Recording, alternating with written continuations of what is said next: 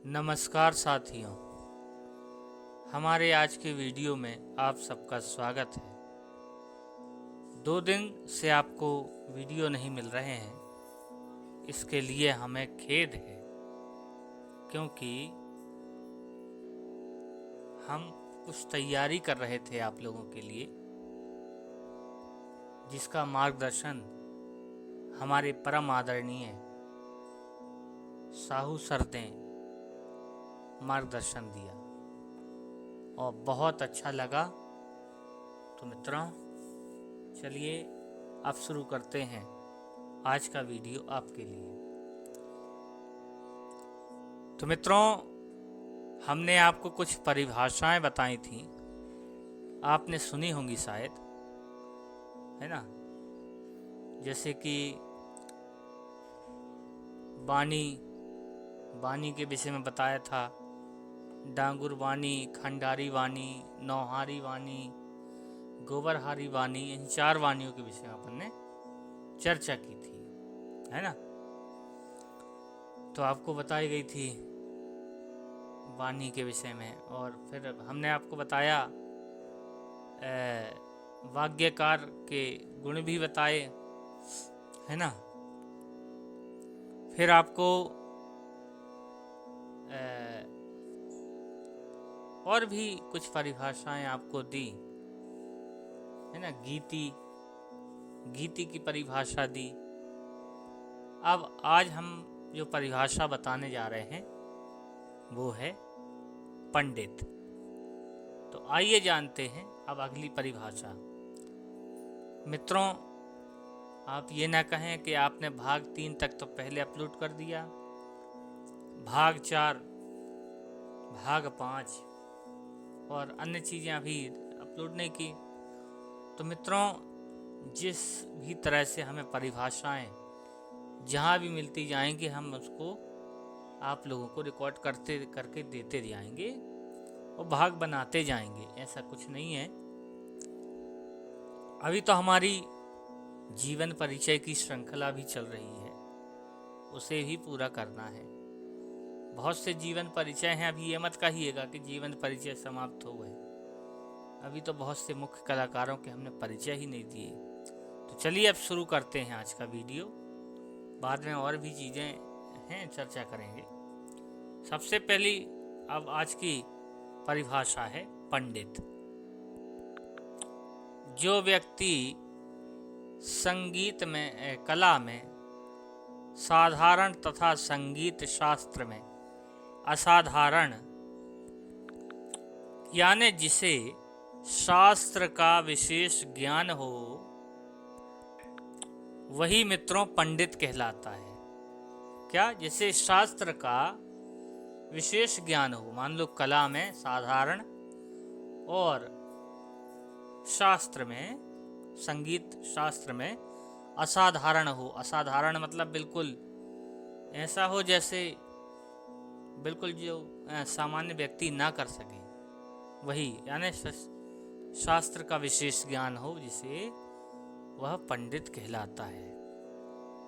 अगली परिभाषा देखें, नायक। अब नायक की परिभाषा क्या है, देखिए मित्रों, नायक के 2 अर्थ हैं। पहला अर्थ है जो संगीत की नई नई रचनाएं करता है, वो नायक कहलाता है। मित्रों, ऐसे व्यक्ति को संगीत व शास्त्र दोनों का ज्ञान होना अति आवश्यक है। किसको? नायक को। और वरना वो सफल नायक नहीं बन सकता। अब मित्रों, नायक का दूसरा अर्थ जान लेते हैं कि 2 अर्थ हैं। तो दूसरा अर्थ क्या है, देखिए, जो व्यक्ति गुरु से प्राप्त विद्या में कोई नई बात नहीं जोड़ता और वो किसी भी चीज को अपने गुरु के अनुसार दूसरे को सिखाता है, किसी भी रचनाओं में वो किसी प्रकार का संशोधन नहीं करता, वो अपने गुरु की तरह ही, जैसा उसे गुरु ने सिखाया है वैसे ही सिखाता है, वह नायक कहलाता है और उसकी गायन शैली नायकी कहलाती है। चलिए अब इसी से मिली जुली गायक की परिभाषा जान लेते हैं। जो व्यक्ति गुरु से प्राप्त शिक्षा में अपने द्वारा कुछ नई बातें जोड़ता है वह गायक कहलाता है। मित्रों, गायक को क्रियात्मक संगीत में निपुण होना अति आवश्यक है, क्योंकि वह अपनी प्रतिभा से सौंदर्य व चमत्कार को अधिकाधिक मनोरंजक बना सकता है। गायक के लिए आवश्यक नहीं है कि वह नायक या रचनाकार हो, किंतु नायक के लिए गायक होना आवश्यक है। मित्रों, बिना क्रियात्मक संगीत में निपुण हुए वह रचना नहीं कर सकता, किंतु इसका आशय यह नहीं है कि वो रंगमंच का ही गायक हो। रंगमंच का गायक होना उसकी इच्छा तथा अन्य बातें हैं। मित्रों, रंगमंच का गायक होना और क्रियात्मक संगीत में निपुणता प्राप्त करना एक अलग बात ही है। मित्रों, बहुत से व्यक्ति क्रियात्मक संगीत में निपुण तो होते हैं, किंतु रंगमंच गायक नहीं होते। सफल रंगमंच कलाकार बनना ये एक अनेक बात है।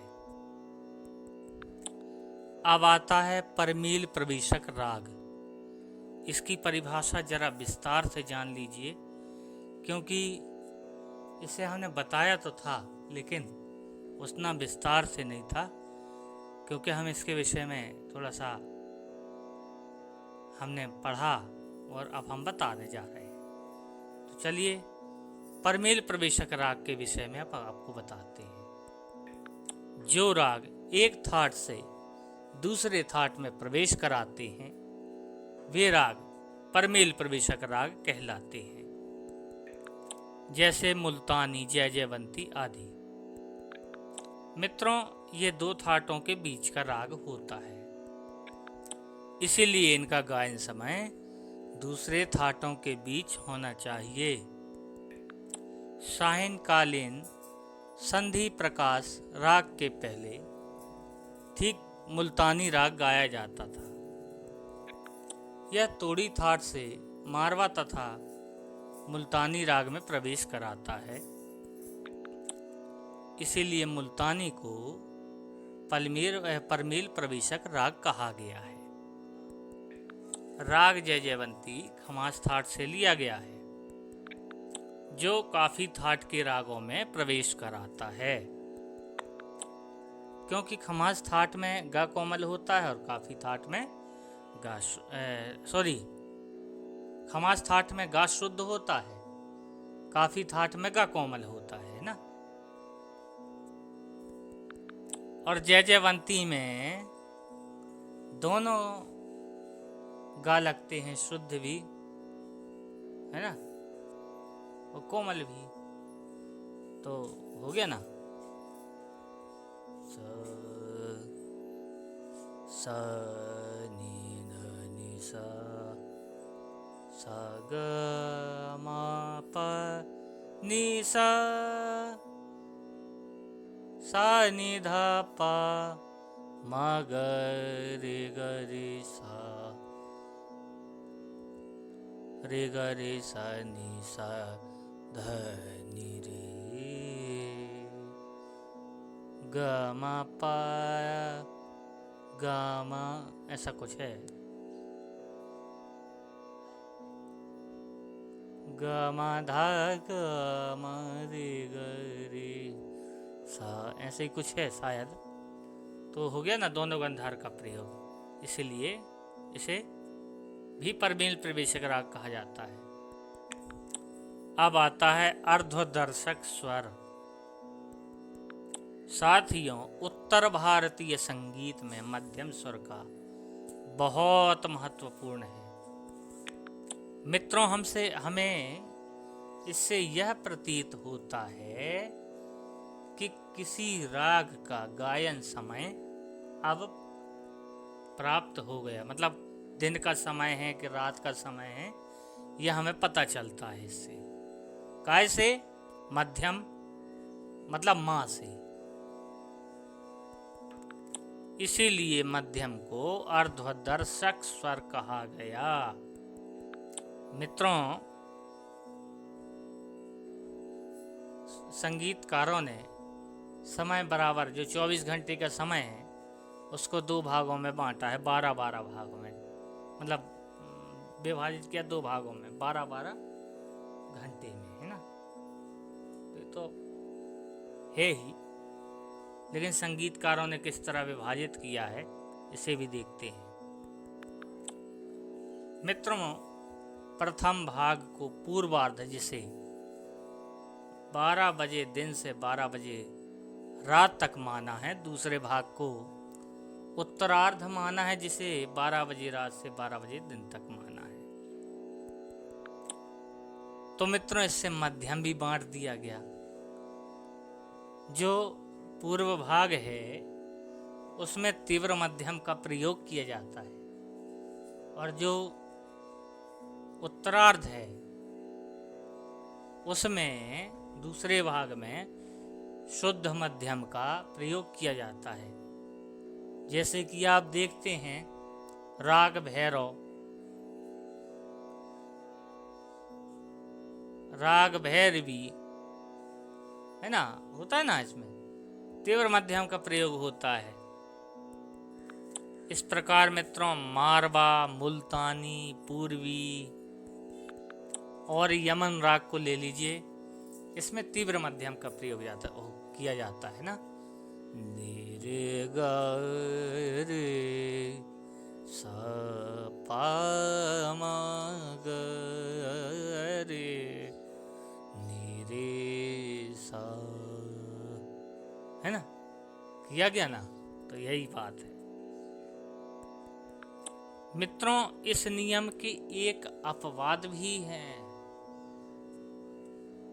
उदाहरण के लिए बसंत राग को लीजिए, इसमें दोनों मध्यम अवश्य प्रयोग किए जाते हैं, किंतु तीव्र मध्यम प्रधान है। क्योंकि फिर भी इसका गायन समय रात्रि का अंतिम प्रहर अर्थात उत्तरार्ध में है। इस प्रकार परज, हिंडोल, तोड़ी, भीम पलासी, वागेश्वरी, दुर्गा देश आदि रागों का, मतलब ये सभी राग उपयुक्त नियमों का खंडन करते हैं। मित्रों, वास्तव में उपयुक्त नियम का पालन केवल संधि प्रकाश रागों में ही होता है। प्रातःकालीन संधि प्रकाश रागों में शुद्ध मध्यम की प्रधानता होती है, तथा सायंकालीन संधि प्रकाश राग में तीव्र मध्यम की प्रधानता होती है। क्योंकि राग पूर्वी में दोनों मध्यम लगते हैं, किंतु तीव्र मध्यम की प्रधानता अधिक होती है। जैसे रामकली और ललित में भी, रामकली और ललित जो राग हैं वो सुबह के राग हैं, है ना, संधि प्रकाश राग। इसमें शुद्ध मध्यम तो लगता है, किंतु तीव्र मध्यम की प्रधानता अधिक होती है। तो मित्रों, ये था आज का हमारा वीडियो। आप सबको कैसा लगा हमें अवश्य